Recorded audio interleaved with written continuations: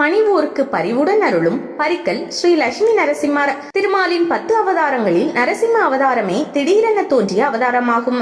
எல்லா பொருட்களுக்கு உள்ளேயும் நான் இருக்கிறேன் என்பதை உணர்த்தவே பகவான் நரசிம்ம அவதாரம் எடுத்தார். அதனால் நரசிம்மமூர்த்தியை எங்கும் வணங்கலாம். பறந்து விரிந்த நம் பாரத தேசம் முழுவதும் பக்தர்களை பெற்று அருள்பாலித்து வருகிறார். கள்ளக்குறிச்சி மாவட்டம் உளுந்தூர்பேட்டை அருகே உள்ள பரிக்கல் ஸ்ரீ லட்சுமி நரசிம்மர். இந்த சிறப்பு வாய்ந்த திருக்கோவிலின் புராணம் நம்மை நிச்சயம் மேசிலிருக்க வைக்கும். இதிகாச காலத்தில் பஞ்ச கிருஷ்ணாரண்யம் என வழங்கப்பட்ட இடம் இன்றைய விருத்தாச்சலம். இந்த திருமுதுகுன்ற பகுதியை ஆண்டு வந்த வசந்தராஜன் என்ற அரசன் நரசிம்மமூர்த்தியின் மீது அளவு கடந்த பக்தி வைத்திருந்தார். அவனுடைய ஆளுகைக்குள் இருந்த பகுதியில் நரசிம்மமூர்த்தியை பிரதிஷ்டை செய்ய எண்ணி அதற்கு தனது குருவின் அறிவுரைப்படி 3 இரவுகள் தொடர் வேள்வி நடத்த ஏற்பாடு செய்தார்.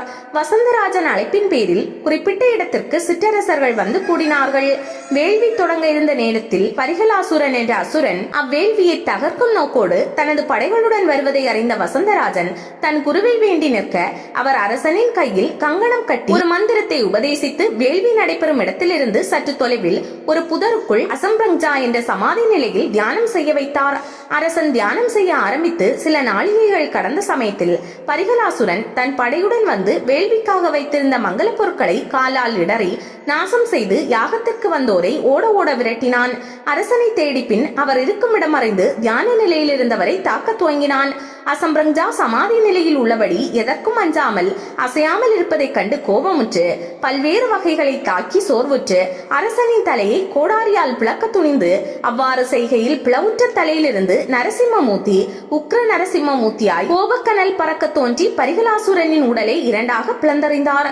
வசந்தராஜன் நரசிம்மமூர்த்தியின் அகோர விஸ்வரூபத்தை தரிசித்து எவர் மனதையும் கலங்க செய்யும் கோப உக்ர வடிவத்தை போக்கி அனைவரும் வழிபட்டு அருள்பெறும் சாந்தமூர்த்தியாய் தோன்ற வேண்டும் என வேண்டி நிற்க அதன்படியே சாந்த சொரூபியாய் எழுந்தருளினார்.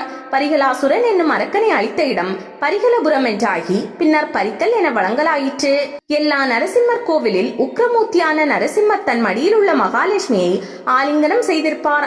ஆனால் இந்தியாவில் இங்கு மட்டும்தான் நரசிம்மரை லட்சுமி தாயார் தன் வலது கையாலும் லட்சுமி தாயாரை நரசிம்மரும் ஆலிங்கனம் செய்தபடி மூர்த்தி உண்டு. வீர ஆஞ்சநேயரும் பக்த ஆஞ்சநேயரும் ஒன்றாக சேர்ந்து உள்ளது இத்தலத்தின் முக்கிய சிறப்பாகும். தினம் எண்ணெய் தீபம் ஏற்றி நவதானியங்களை இவர்கள் முன் பரப்பி தங்களது வேண்டுதல்களை கையால் எழுதுகிறார்கள். இதன் மூலம் எல்லா நன்மைகளும் கிடைப்பதோடு நவக்கிரகங்களினால் ஏற்படும் உபாதைகளும் நீங்குவதாக பலன் பெற்றவர்கள் கூறுகின்றனர். பல்வேறு துறைகளில் பணிபுரிபவர்களில் பதவி உயர்வு வேண்டுபவர்களும் பதவி இழந்தவர்களும் இங்கு வந்து பிரார்த்தனை செய்தால் அவர்களது வேண்டுதல் கண்டிப்பாக நிறைவேறும் என்பது இத்தலத்தின் தனி சிறப்பு என்று இங்கு வந்து பலனடைந்தவர்கள் கூறுகின்றனர்.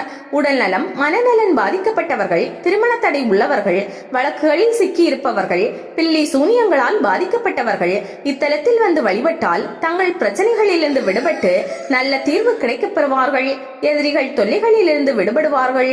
பால், தயிர், இளநீர், பஞ்சாமிர்தம், எலுமிச்சை, மஞ்சள், சந்தனம் இவற்றோடு கூடிய நித்திய அபிஷேகங்கள் செய்யலாம்.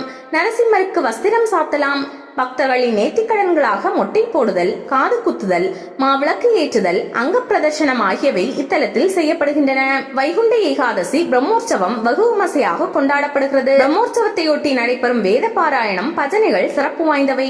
பிரதி மாதம் நரசிம்மரின் ஜென்ம நட்சத்திரமான சுவாதி நட்சத்திரத்தன்று அபிஷேக ஆராதனைகள் செய்யப்பட்டு பின்னர் மாலை 4:30 மணி அளவில் லட்சுமி நரசிம்மரை ஆலய முன்மண்டபத்தில் எழுந்தருள செய்து சன்னதி புறப்பாட்டுடன் தொடங்கும் வைபவம், மந்திர புஷ்பம் மற்றும் சோடாஷ உபசாரங்கள் நடைபெற்று பூஜைகள் நிறைவு பெறும்.